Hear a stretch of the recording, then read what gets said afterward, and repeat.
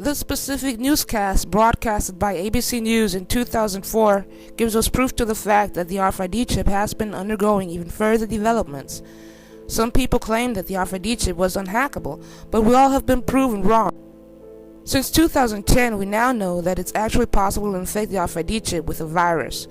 The only positive aspect about it is that we could be unable to manipulate it ourselves. A few people have been chipped already.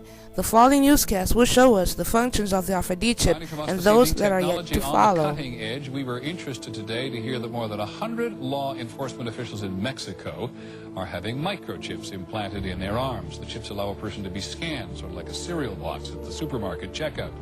In Mexico, this will be one more tool in the fight against crime. Here's ABC's John McKenzie. You've seen it before, right out of Hollywood. It's maybe a little uncomfortable. A microchip inside the body. A hidden, high-tech identification tag. They're the access codes to your job spot. Now, Mexico's Attorney General and 160 of his deputies have had microchips implanted in their arms to control access to the country's new Criminal Investigation Center. It is to provide access, said the Attorney General, to the right people in exclusive areas where there is valuable, sensitive information. The microchip, the size of a grain of rice, is injected under the skin and gives off a low-frequency radio wave. A scanner reads each chip's identification number to verify an official's security clearance. The microchip is tamper-proof, it's secure, no one can take your microchip and use it to their advantage to gain access to your facility. The chip, developed by Applied Digital Solutions, is similar to those used in the U.S. to identify and return runaway dogs. In humans, it can have several uses. Little stick. The chips can also be programmed to carry medical information. The one in this patient details his blood type, allergies, and the fact he has Alzheimer's disease. The device is now awaiting approval from the Food and Drug Administration. Some researchers are developing microchips for use in the home, so that wearing one can turn on lights and open doors, hands-free. The next step, say researchers, is developing an implantable chip with a global positioning system to track people miles away, whether kidnapped or lost, just as cars can now be traced. A kind of LoJack for the body. John McKenzie, ABC News, New York. This report, titled as British Scientists Warning of the Possibilities of Manipulating RFID Systems, dated on the 26th of May 2010, written by Thomas Paine, deals exactly with this topic. The British press refers to Dr. McGason as the first person to have been infected with a computer virus. Mr. Gayson has implanted himself a converted chip which had been actually used to localize animals. He had implanted a virus into the code of the chip shortly before. The used implant, which had been developed by the Intelligence Research Group, was connected to reading systems placed in the rooms of the university as well as into the systems in his cell phone. It was possible to identify him, to track, and to follow his paths as if he had been chipped like an animal. Gayson had infected all reading systems with a computer virus by using his implanted chip. This chip infected the mainboard that had been connected to it. It could have been even possible to infect further equipments if they had been connected to the mainboard as well.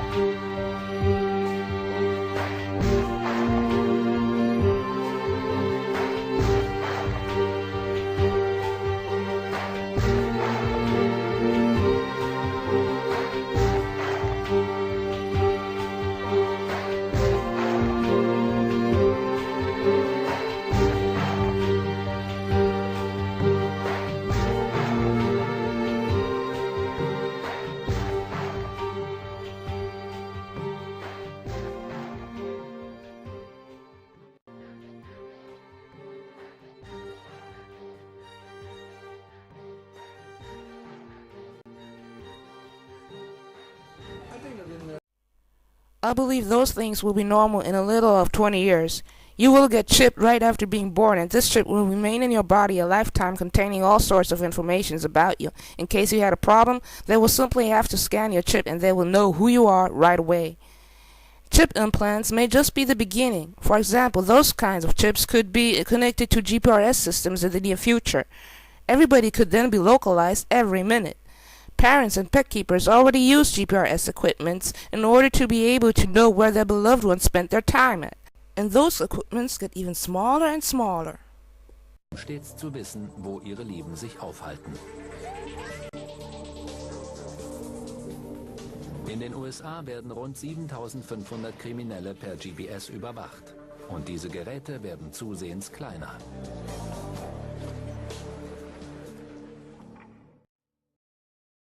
There's a data bank categorizing specific information, such as a manual which enables you to convert the so-called RFID transponder, an implant for animals, into a host for malware.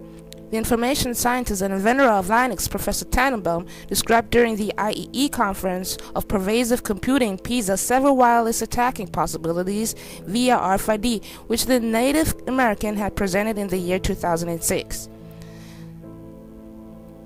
Tannenbaum described in his article, Is Your Cat Infected with a Computer Virus?, how RFID systems could be infected with malware by using a buffer overflow. Dr. Mark Gayson had carried an infected RFID implant underneath his skin for 1 year, and he claims to have even gotten used to it as being a part of his body. Quote, "While it is exciting to be the first person to become infected by a computer virus in this way, I found it a surprisingly violating experience because the implant is so intimately connected to me, but the situation is potentially out of my control. I believe it is necessary to acknowledge that our next evolutionary step may well mean that we all become part machine as we look to enhance ourselves. Indeed, we may find that there are significant social pressures to have implantable technologies, either because it becomes as much of a social norm as, say, mobile phones, or because we'll be disadvantaged if we do not. However, we must be mindful of the new threats this step brings."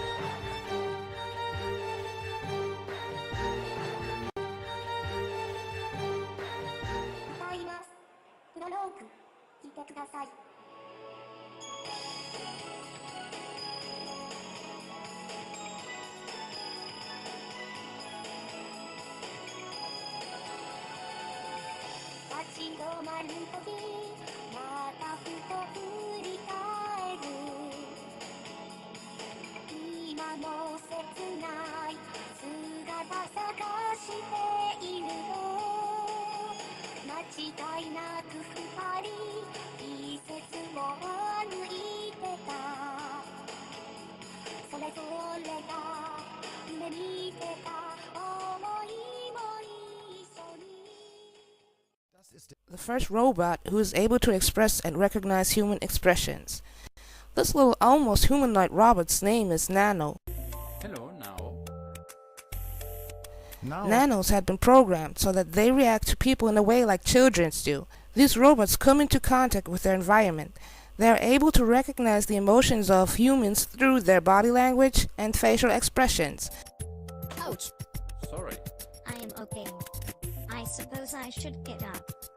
Nanos use different kind of postures in order to express either anger, happiness, excitement, or pride.